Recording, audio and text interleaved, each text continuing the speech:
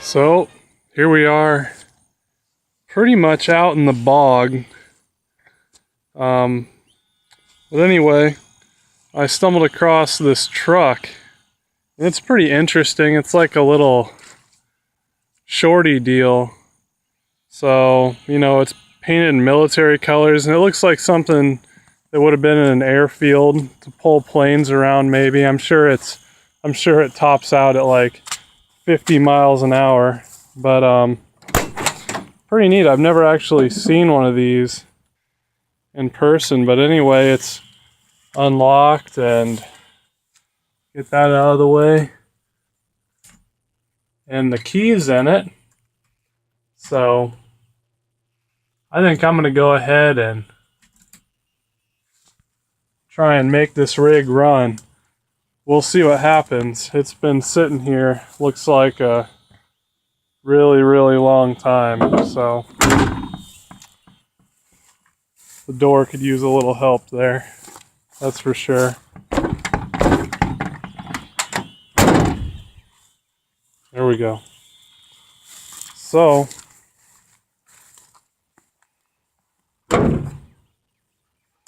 take a look under the hood. We can figure out how to open it.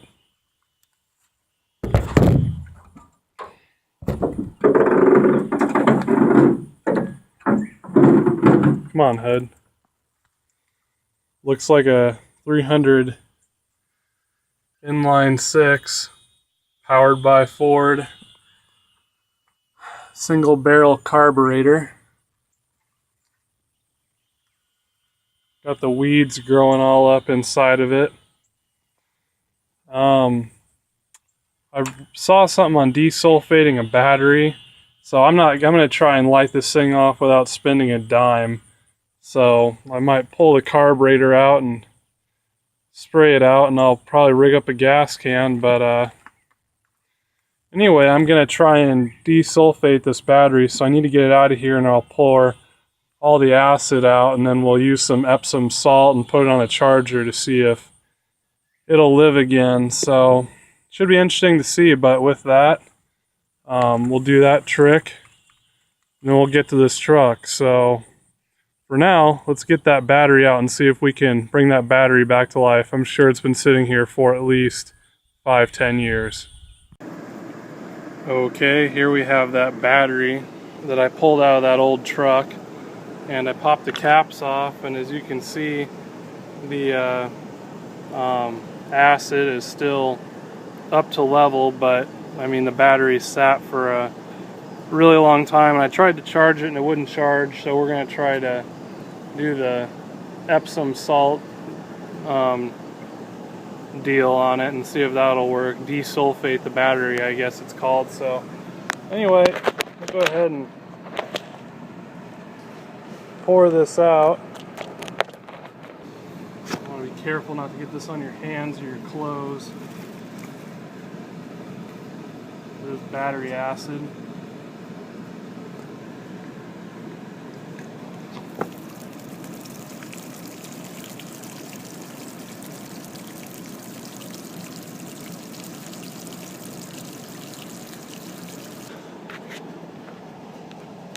Probably can't see it like I can, but looking in here, there's a fair amount of corrosion built up.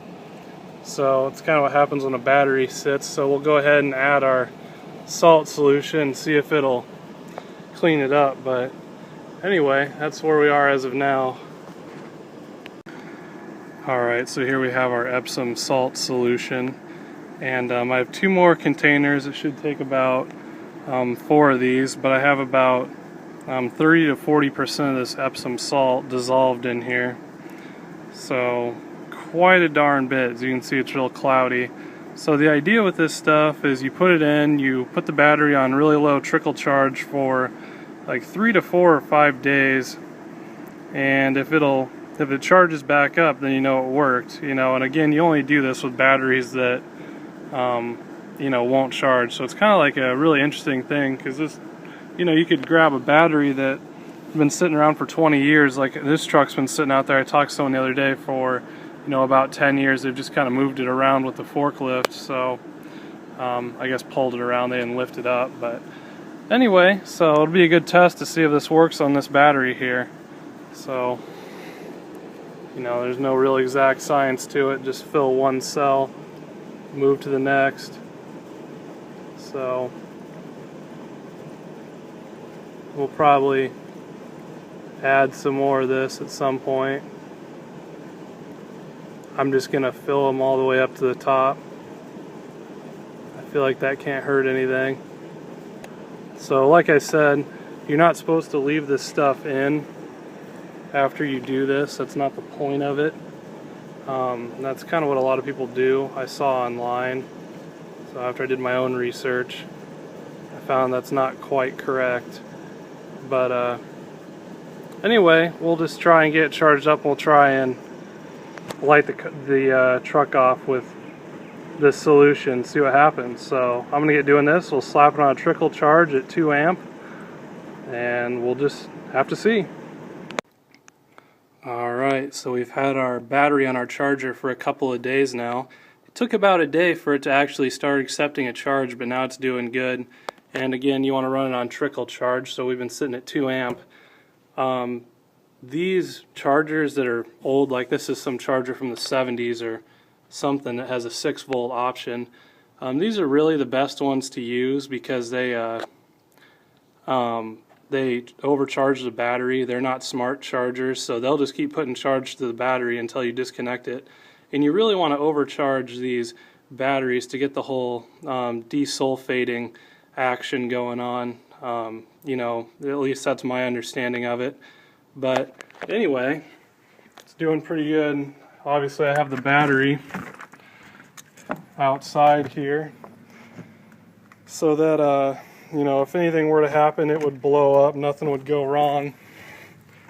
And I left the caps a little popped because it's going to get hot and the water is going to expand, and I can see that some did indeed run out.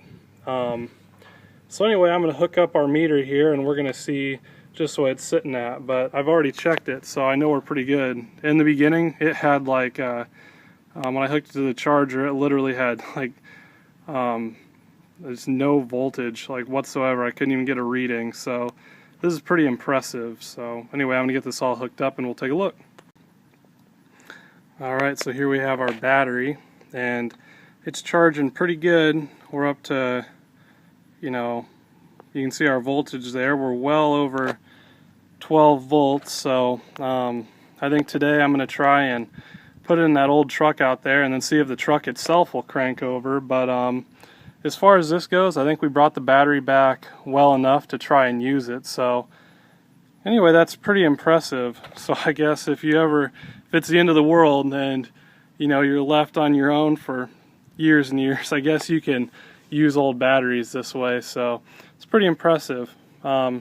Anyway, we're going to get everything unhooked, unplugged, get these pushed back down. We'll take it out to the truck and see if we can light her off. So anyway, there you have it.